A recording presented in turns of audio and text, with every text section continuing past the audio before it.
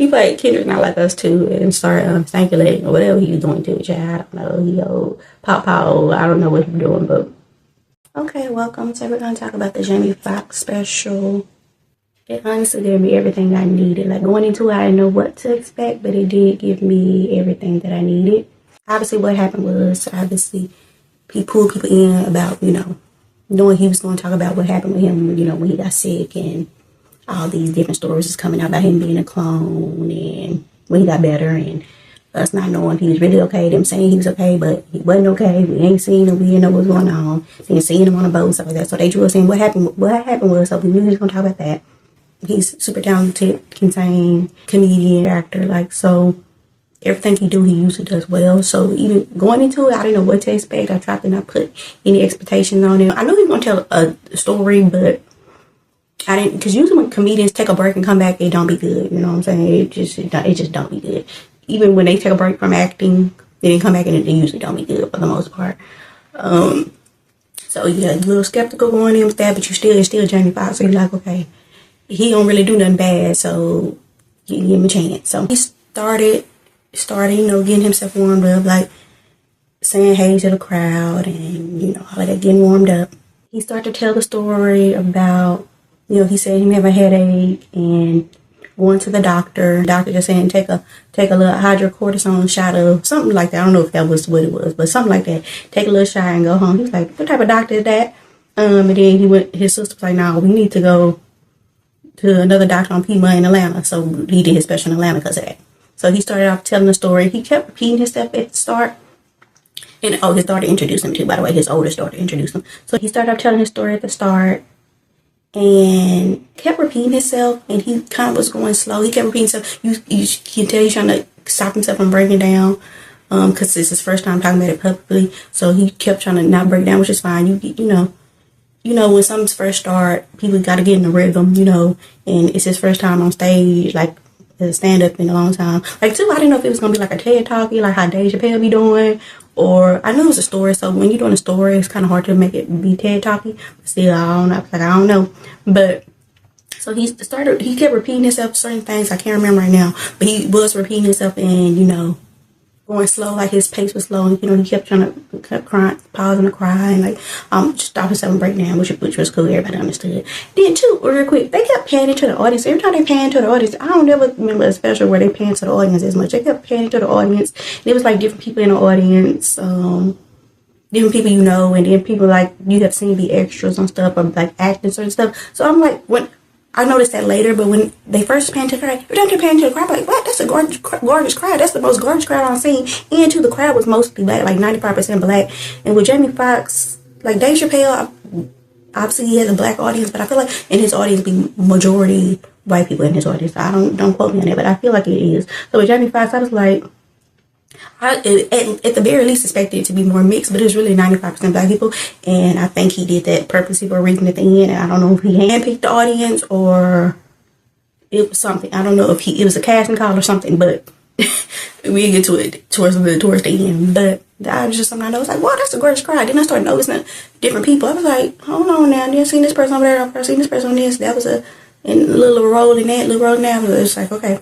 Once he got to him waking up, which too, that's what he remembered. He don't really remember nothing else, so he going off what people told him. So of course you ain't gonna be strong in telling that part of the story, because you going off other people's, not your own. So when he got to him actually waking up and the nurse having to bathe him and stuff like that, that's when he started to feel comfortable getting his rhythm. So from then on, it was picked up. It was never down. He would stop to cry or break down, whatever, which makes sense. And then he started doing all these impressions. You forget that Jamie sometimes, everybody be he's so talented. So you forget that he did the Dave Chappelle one that he did really good. Obviously all of them was good, but I think that Dave Chappelle was the best. This Mike Tyson one was a little off. I've seen him do it better, especially on the Jamie Foxx show. I've seen him do it a little better, but his daughter came out, with the guitar, because I love how he snapped and then it went dark. I love a little theatrics that he went dark, and then when his daughter came out, he said, her playing the guitar calmed his vitals, and then they had the vitals in the background, whatever. They could have did that a little more dramatic, when she started playing, they could have calmed it down. They kept it the same pace the whole time, so that's just me, production child. But did you? Oh, I forgot to talk about his outfit. He had his outfit remind me, which I didn't mind it. It reminded me of like a Ron Tell, that type of thing. I used to love Ron Tell that with Martin Lawrence. It kind of reminded me of that like tan leather matching suit, whatever. So I didn't mind that. So it reminded me of that, you know, older dudes, which I would they be like nowhere, especially older comedians. So, and another thing, really quickly, I know this got nothing to do with nothing.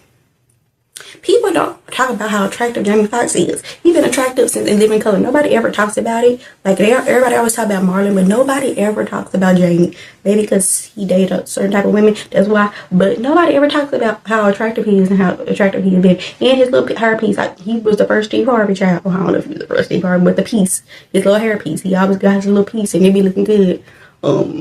He always do his little pieces right. So anywho, his daughter came out, played the guitar. That was cute. I thought she was gonna sing. Maybe she don't sing. Maybe she just played the guitar, which is cool.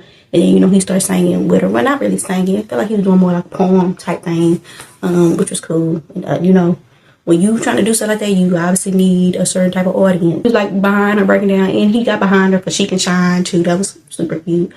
And then I think that's the time where he showed everything in the background. When he was talking. Her playing guitar, he showed everything in the background. I wonder why he didn't have his sister. He had his 2 daughters, but he mentioned his sister a lot, but he didn't bring her out at any point. And I don't even think he showed her on the pictures either. In the screen, you know, I love when comedians do show and tell type. So when he was sitting on the screen, talking about, please help me get through this. You know, I really want to walk my daughter down the aisle. And he showed her, you know, showed him a picture of him walking down the aisle. And then, you know, he said he'll go to church more and all this stuff like that. So I did like that. I thought that was cute. So the daughter left. He started, you know, showing on the screen the stuff he done did. So what did he start with? Oh, he started in Living Color. Then I think he went to, where did he go after that? Oh, Any Given Sunday. Reason why I kind of paused, kind of forgot, because I've seen it again Sunday, but I only seen it, I feel like, probably once. And it was a long time ago. I need to go back to that movie because I literally don't remember it all. The only scene I remember is the locker room scene with him and LL Cool J. I don't really remember anything else, so I need to go back and watch that movie. So then he started whistling, and the audience, I was like, why is he whistling? What is that? He's like, oh, that's for my white audience. He was like, that's real. I was like, yeah, I didn't know what that was. I was racking my brain trying to figure out what that was. Then he went to Django. I think he went to Django. I didn't watch Django. I don't really like stuff like that, so I didn't watch it, even if, like, it's still a slave movie. Yes, it's like a Victor slave movie, but I don't really like that. Even like Life, yes, it's very funny. I don't even like to watch it all the time because yes, it's still 2 black men falsely accused and going to prison. Yes, it's funny, but I just the undertone of it, I don't like it. So I never seen Django. I don't know. I might watch it, might not. Probably not. So I never seen that, but I get the references, and I like Any Given Sunday references because I just know.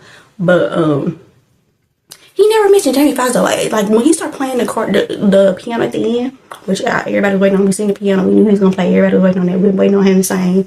He need to put out another album because we need that because the first one was good.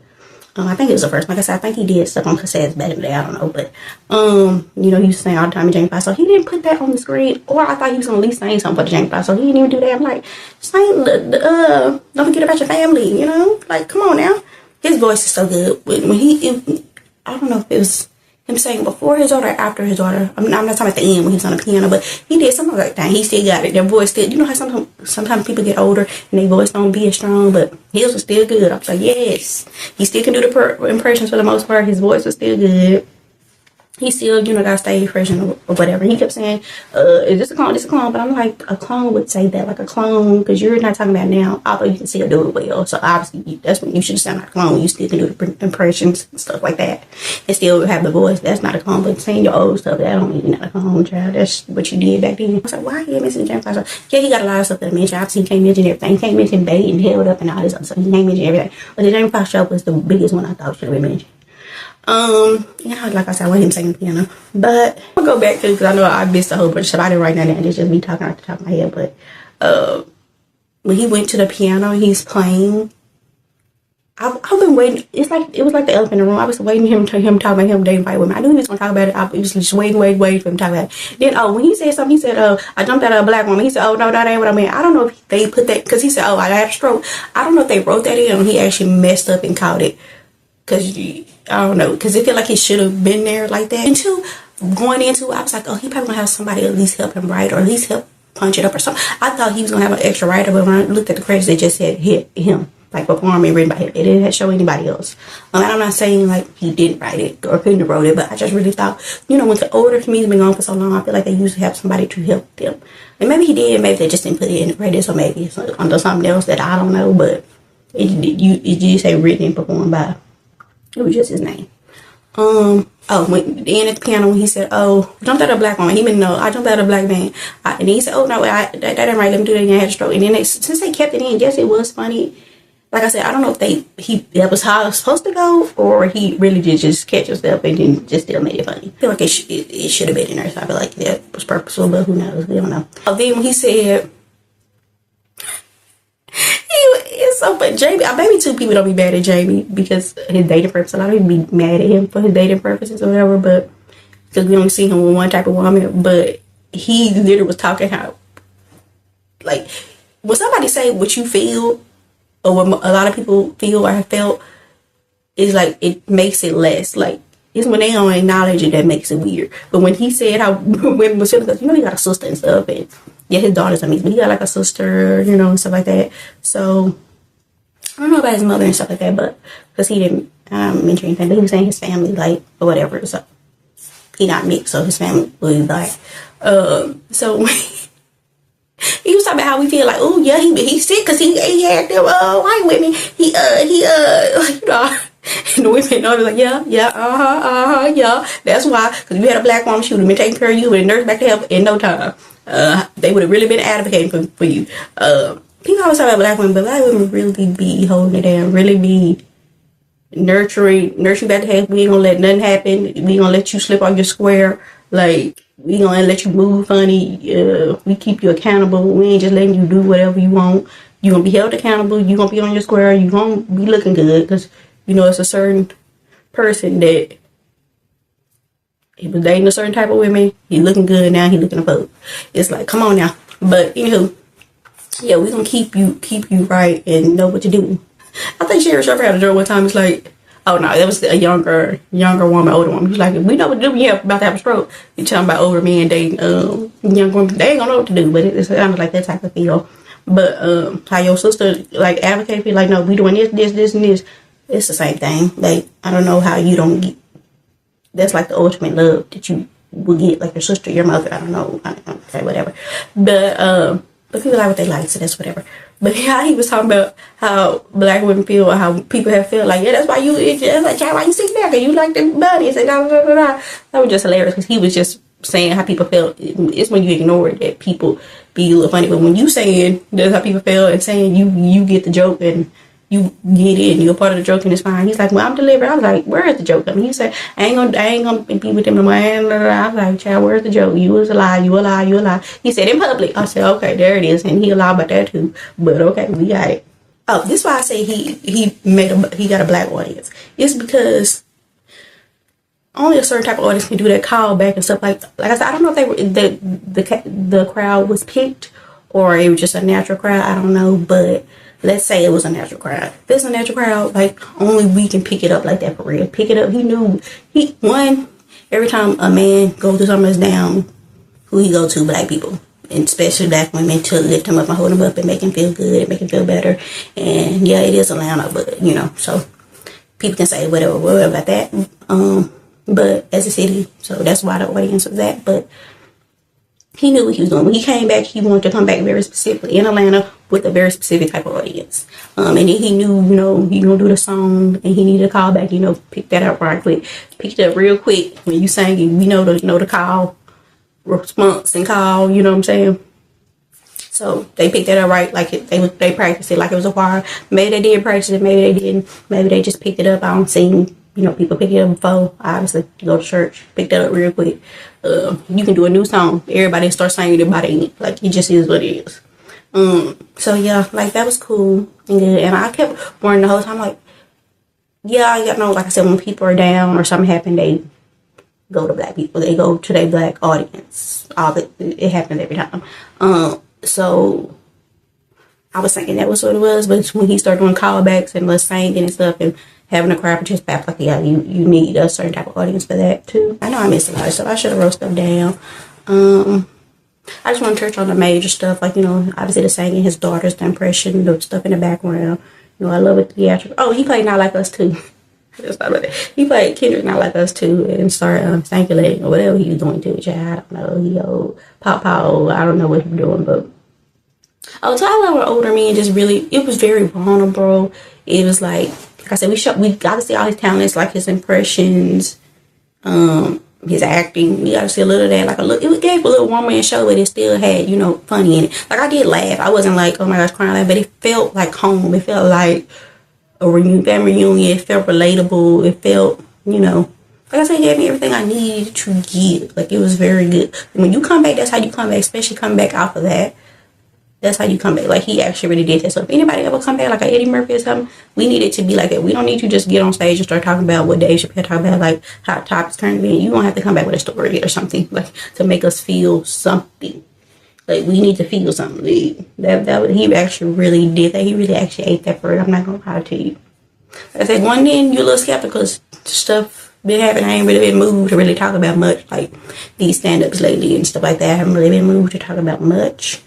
But this, I was like, yes, this, like, if it wasn't good, I wasn't gonna talk about it, because I was like, I'm just kind of tired of watching stuff and talk about it and it ain't good, you know what I'm saying? Like, I'm kind of exhausted with that. So I was like, if it's not good, I'm just not gonna talk about it. I might do a post, a community post, and that's it. But since it was good, I was like, yes, thank you so much. I gave me everything. Oh, yeah, too, it was so emotional too, because that day I had just watched the Andrea Kelly interview, R. Kelly ex-wife, and that was draining emotional. I'm like, it was too much. Yeah, coming out the back of that, her breaking down, crying, and all this stuff, and telling her story, that was already too an emotional day. Then him coming out telling his story, and that was already emotional. I was like, child, this is too much. This is literally too much. I thought he would do another one, because I don't know if it's gonna be a big story to tell, but this is how you do it. Like, he hasn't messed up his catalog. His catalog is still intact. Like, you know, sometimes people do something like, oh, you messing up your movie cinema discography, or you like messing up your stand-up specials discography, keep trying to put stuff out. But this, he actually really ate. I'm not gonna lie. Like I said, I don't know who was helping him behind the scenes. I'm sure somebody was helping you. Somebody have to help you when you're a stand-up and you're big as him. Somebody gonna help you. And I'm not saying necessarily writing, but you know, just putting it together. Yes, he's creative, but he had to have a team. So yeah, I'm really happy with it. I'm not gonna lie to you, very happy. I don't really have a critique of it. Like I said, he did start off slow and repeating himself, but that's normal. Especially from you coming off the back of what happened, something traumatizing happened to you or whatever, and you for being on stage first time in a long time. I don't know if I don't think he maybe he did it in front of friends and family, but I don't know if he practiced his set. Like, I don't think he toured that or anything. I think he just did it for Netflix. But yeah, it was really good. Like, I'm very happy with it. Like I said, it took you on a more of a roller coaster, which I don't mind. That was cool. Just coming off the back of that, Andrea Kelly emotional roller coaster interview, and it was like, I should have spaced that out. But yeah, it was great. Loved it. I'm proud of him. And yeah, he just showed everybody that's how it's done. He still as talented as he is. Now we need an album. Maybe I was about to say, maybe he do a gospel album, but I don't really want that. I think of something he can do that's not gospel. Maybe he can do some type of R&B, gospel-esque type feel, Toby type feel. I don't know, but